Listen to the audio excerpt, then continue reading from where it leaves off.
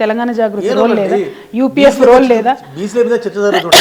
మండలిలో మీరు ఓకే అంటారు, బిల్లుకి ఓకే అంటారు, అసెంబ్లీలో మీ వాళ్ళు బైకాట్ చేస్తారు. అది ద్వంద్వనిధి కాదు. అసలు అసెంబ్లీలో పెట్టడానికి కాంగ్రెస్ పార్టీని ఫోర్స్ చేసింది ఎవరండి? వాళ్ళు తెచ్చేవాళ్ళ? మేము ఫోర్స్ చేయకపోతే జనగణన చేసేవాళ్ళ? మేము ఫోర్స్ చేయకపోతే వాళ్ళ మేనిఫెస్టోలో ఉంది కవిత గారు, వాళ్ళు మేనిఫెస్టోలో పెట్టుకున్నారు. మేనిఫెస్టోలో 420 హామీలు ఉన్నాయి. అందులో ఎన్ని పూర్తి చేసిండ్రు కాంగ్రెస్ వాళ్ళు? మేము వెంటబడ్డ హామీలను మాత్రమే పూర్తి చేసిండ్రు. హరీష్ రావు గారు వెంటబడ్డప్పుడు రుణమాఫీ చేసిండ్రు. కేటీఆర్ గారు 100% బీఆర్ఎస్ నేనేమంటున్నా, మేనిఫెస్టోలో వాళ్ళు పెట్టింది అమలు చేయడానికి వెంటబడ్డది ఒక ప్రతిపక్షంగా మేమే వెంటబడ్డాం. 200% మేమే. వాళ్ళ మేనిఫెస్టోలో తులం బంగారం కూడా ఉంది కదండి. వాళ్ళ మేనిఫెస్టోలో విద్యా భరోసా కార్డు ఉంది కదా, ఇప్పటివరకు ఇచ్చిండ్రా? ఫీ రియంబర్స్మెంట్ 8,000 కోట్లు మేము వెంటబడితే కరెక్ట్గా నిన్నటి రోజు అసెంబ్లీలో కౌన్సిల్లో కమిటీ అయ్యారు సీఎం గారు. 12 నెలల్లో నెలకింత ఇస్తామని చెప్పి. మరి ఏమైంది? 42% రిజర్వేషన్లు మేము ఇస్తాము, ఇచ్చిన తర్వాత లోకల్ బాడీ సెలక్షన్ పోతామని వాళ్ళు మేనిఫెస్టో చెప్పినారు, వాళ్ళు పెట్టినారు. దానిలో బీఆర్ఎస్ వల్లే బీసీ బిల్లు పెట్టినారు అంటే అది కొంత ఆశాస్పదం. 200% అండి. నేను చెప్పను ఒక మాట, అధికారంలోకి వచ్చిన తర్వాత కాంగ్రెస్ పార్టీకి తెలుసు క్లియర్గా, డెడికేటెడ్ కమిషన్ వేసి డెడికేటెడ్ కమిషన్తో లెక్కలు చేయాలని వాళ్ళకి తెలుసు. చేసిండ్రానండి? ఎప్పుడు చేసిండ్రు లెక్కలు? డెడికేటెడ్ కమిషన్ ఎప్పుడు వేసిండ్రు? అప్పుడు నేనైతే జైల్లోనే ఉన్నా కదా. మేము ఫస్ట్ 3 months మేము అడిగినాం డెడికేటెడ్ కమిషన్ వేయాలని, వాళ్ళు వేయలేదు. నేను వెళ్ళిన తర్వాత ఎవరండి ఫైట్ చేసింది? బీఆర్ఎస్ పార్టీ ఫైట్ చేయలేదా డెడికేటెడ్ కమిషన్ వేయాలని? ఫైట్ చేస్తే కోర్టుకు పోతే బీఆర్ఎస్ పార్టీ కోర్టు నుంచి ఆర్డర్ వస్తే అప్పుడు డెడికేటెడ్ కమిషన్ వేసారు. మీరు ఫ్యాక్ట్స్ అన్ని పక్కకు పెట్టేసి బీఆర్ఎస్ చేసేసింది, బీఆర్ఎస్ ఏం చేయలేదు. 100% బీఆర్ఎస్ ఎఫెక్టివ్ ప్రతిపక్ష పాత్ర పోషిస్తుంది కాబట్టి ఇవాళ జరుగుతుంది. మేము అధికారంలో ఉన్నప్పుడు 2 issues చాలా తీవ్రంగా మేము పర్సూ చేసిన దాంట్లో ఎస్సీ వర్గీకరణ ఒకటి. సపరేట్గా లాయర్ని పెట్టి కొట్లాడి ఎస్సీ వర్గీకరణ కొట్లాడితే రేవంత్ రెడ్డి గారు టైం బాగుంది, ఇప్పుడు కోర్టు తీర్పు వచ్చింది. ఇందులో బీజేపీ చేసింది ఏం లేదు, కాంగ్రెస్ చేసింది ఏం లేదు, బీఆర్ఎస్ చేసింది ఏంటంటే ఎఫెక్టివ్గా లాయర్ని పెట్టి కొట్లాడడం. ఇప్పుడు తీర్పు వచ్చింది.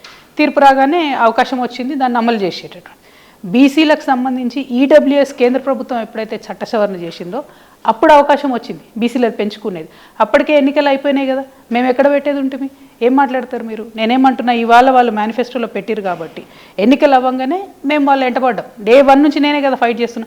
December 7వ తారీఖు నాడు వాళ్ళు అధికారంలోకి వస్తే January 4వ తారీఖు నుంచి ప్రెషర్ పెట్టడం స్టార్ట్ చేసింది మేమే కదా. దాని అధికారంలోకి వచ్చిన తర్వాత తెలంగాణ సమాజం కోళ్ళ లెక్కలు, గుల్ల లెక్కలు, బర్రెలు అన్నీ వేసినాం. ఎస్కే సర్వే చేసిన తర్వాత ఒక డాటా వచ్చింది. 90% ఎస్సీ ఎస్టీ బీసీ మైనారిటీలో ఉన్నారు. అది ఓపెన్ సీక్రెట్. కానీ ఆ ప్రాతిపదికన రిజర్వేషన్ ఇవ్వాలి కదా, ఇచ్చే అవకాశం లేదు బ్రదర్. ఇప్పుడు కాంగ్రెస్ పార్టీకి వచ్చింది. ఎందుకు వచ్చింది? ఈడబ్ల్యూఎస్ వాళ్ళు సాధ్యమేం చేయాలి. ఇంకెక్కడ అయిందండి? ఫస్ట్ స్టెప్ ఎక్కిరు వాళ్ళు. మేము అది ఇంత కొట్లాడంగా జనగణన తప్పు చేసిండ్రు. ఆ లెక్కలు రేపు పొద్దున కోర్టులో నిలబడదో తెలియదు. ఇలా వీళ్ళు బిల్లు పెట్టిరు అసెంబ్లీలో, అది పాస్ అయ్యి కేంద్రానికి పోతుందో లేదో తెలియదు, బీజేపీ అసెంట్ ఇస్తుందో లేదో తెలియదు. ఎక్కడైంది? అవ్వలేదు కదా. అసలు ఈ మాత్రం కూడా ధైర్యం చేయడానికి ఆస్కారం ఎందుకు వచ్చింది అంటే కేంద్ర ప్రభుత్వం ఈడబ్ల్యూఎస్ ఏదైతే పెట్టిందో దాని తర్వాతనే ఒక 9 రాష్ట్రాలలో 50% క్యాప్ దాటేసింది ఆల్రెడీ. కాబట్టి ఇప్పుడు ప్రతి రాష్ట్రానికి కూడా ఆస్కారం ఉన్నది. అంతకుముందు ఆస్కారమే లేదు. అంతకుముందు ఏది ఉన్నా కూడా పోయి కోర్టులు ఆగాల్సిందే. అంటే కంటి తుడుపు చర్యగా పెట్టాలంటే పెట్టొచ్చు, కానీ మేము అన్నట్టు రెజల్యూషన్ చేసి వదిలేసినాం. ఇవాళ వీళ్ళు బిల్లు పెట్టిండ్రు. ఇప్పుడు మీరు అన్నట్టు కాంగ్రెస్ పార్టీ చిత్తశుద్ధి ఏందన్నది ఇప్పుడు బయటపడుతుంది. ఎట్లా? వీళ్ళు పెట్టినటువంటి బిల్లు అసలు ఫస్ట్ బీజేపీ వాళ్ళు యాక్సెప్ట్ చేస్తారా చేయరా? రాష్ట్రపతి సిగ్నేచర్ పెడతాడా పెట్టడా? పెట్టిన తర్వాత దాన్ని ఎట్లా అమలు చేస్తారు? వీటి దగ్గర మనందరం కలిసి పనిచేయాలి. అంటే నేను ఓన్లీ కాంగ్రెస్ మీద నెప్పనెట్టి ఊరుకోవడం అనట్లేదు. డెఫినెట్గా బీజేపీని కూడా ప్రెషర్ చేయాలి, బీజేపీని కూడా ప్రశ్నించాలి. అప్పుడే ఈ బిల్లు సాధ్యమవుతుంది. కానీ ఆనాడు అసలు చట్టపరంగా ఆస్కారమే లేదు. ఫస్ట్ థింగ్ లేనప్పటికీ కేసీఆర్ గారు చేతులు ఉన్నది. కేసీఆర్ గారు చేసింది ఏంటిది? బడ్జెట్లో 200% బీసీలకు అంతకుముందు ఎన్నడూ లేనంత న్యాయం చేసి డెఫినెట్లీ కొన్ని తప్పులు జరిగినాయి, జరగలేదని నేను అనట్లేదు కదా. టోటల్గా బీసీ సమాజాన్ని అంతా ఉద్ధరించడం అనట్లేదు. అంతకుముందు ఎన్నడు తెలంగాణ రాష్ట్రం రాకముందు ఎన్నడు జరగనంత న్యాయం ఖచ్చితంగా జరిగింది. ఇన్ని స్కూల్స్ ఎప్పుడన్నా చూసిరా మీరు? అంతకుముందు 200 స్కూళ్ళు ఉండే, ఇవాళ మేము 1000 స్కూళ్ళకి పెంచుకోగలిగినాం. ఎంతోమంది బీసీ బిడ్డలకు విద్యను అవకాశం ఇవ్వగలిగినాం. అనేకమైన కార్యక్రమాలు చేసినాం. ఉస్మానియా యూనివర్సిటీకి వైస్ ఛాన్సలర్ ఎవరు లేకుండే, బీసీ బిడ్డను వేసుకున్నదే ఫస్ట్ కేసీఆర్ గారు. ఇవాళ రేవంత్ రెడ్డి గారు నేను ఎస్సీ నేషన్ అని చెప్తున్నారు. కానీ మేము ఓపెన్ చేసిందే ఆ ఛానల్, ఆ థాట్ ప్రాసెస్ ఓపెన్ చేసిందే కేసీఆర్ గారు. సో నేను అనేది ఏంటంటే ఒక రైతు బంధు ఇస్తే 70% బీసీల దగ్గర లేదా అండి భూమి రాష్ట్రంలో? ఆలోచించండి ఒక్కసారి, ఎవరికి లాభం జరిగింది? సో మీరు అట్లా బ్లాంకెట్గా బీఆర్ఎస్ ఏం చేసింది అని అంటే రేపు పొద్దున మీకు అన్ని లెక్కలు తీసి చూపిస్తాయి ఎంతమందికి వచ్చిన. మనం ఇంత బాగా చేస్తే, మీరు ఇంత బాగా చేస్తే జనం మీ వెంట ఉండేవాళ్ళు కదా బీసీ సమాజం. 2 సార్లు అధికారం ఇచ్చారు కదా మాకు. డెఫినెట్గా 2వ సారి అధికారంలోకి వచ్చినాక ఎవరి మనసును ఒప్పించుంటాము, ఏదో ఇబ్బంది అయి ఉంటుంది, చిన్న చిన్న కోఆర్డినేషన్ మిస్టేక్స్ అయి ఉంటాయి.